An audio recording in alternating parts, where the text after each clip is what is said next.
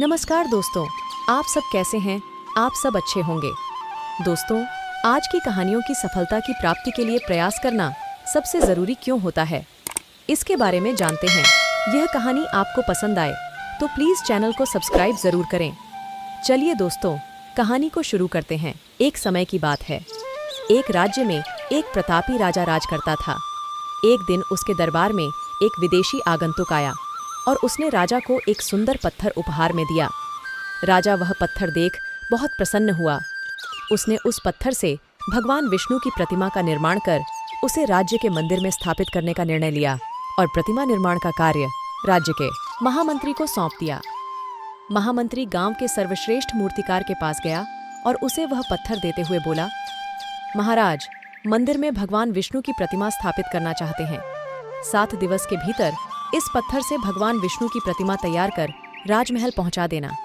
इसके लिए तुम्हें 50 स्वर्ण मुद्राएं दी जाएंगी। 50 स्वर्ण मुद्राओं की बात सुनकर मूर्तिकार खुश हो गया और महामंत्री के जाने के उपरांत प्रतिमा का निर्माण कार्य प्रारंभ करने के उद्देश्य से अपने औजार निकाल लिए।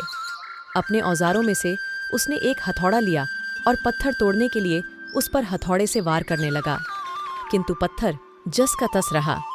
मूर्तिकार ने हथौड़े के कई वार पत्थर पर किए, किंतु पत्थर नहीं टूटा।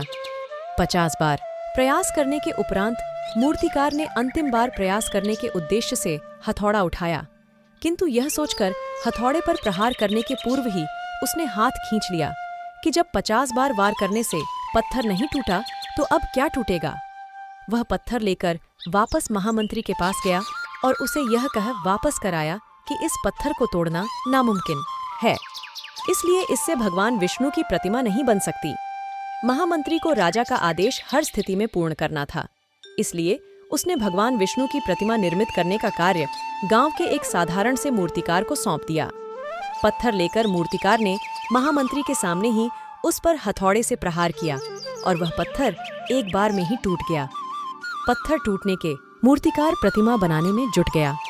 इधर महामंत्री सोचने लगा कि काश पहले मूर्तिकार ने एक अंतिम प्रयास और किया होता तो सफल हो गया होता और 50 स्वर्ण मुद्राओं का हकदार बनता। सीख मित्रों, हम भी अपने जीवन में ऐसी परिस्थितियों से दो चार होते रहते हैं।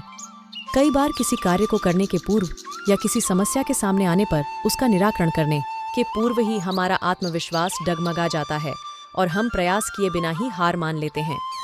कई बार हम 1-2 प्रयास में असफलता मिलने पर आगे प्रयास करना छोड़ देते हैं, जबकि हो सकता है कि कुछ प्रयास और करने पर कार्य पूर्ण हो जाता या समस्या का समाधान हो जाता। यदि जीवन में सफलता प्राप्त करनी है तो बार बार असफल होने पर भी तब तक प्रयास करना नहीं छोड़ना चाहिए जब तक सफलता नहीं मिल जाती। क्या पता जिस प्रयास को करने के पूर्व हम हाथ खींच लें वही हमारा अंतिम प्रयास हो और उसमें हमें कामयाबी प्राप्त हो जाए।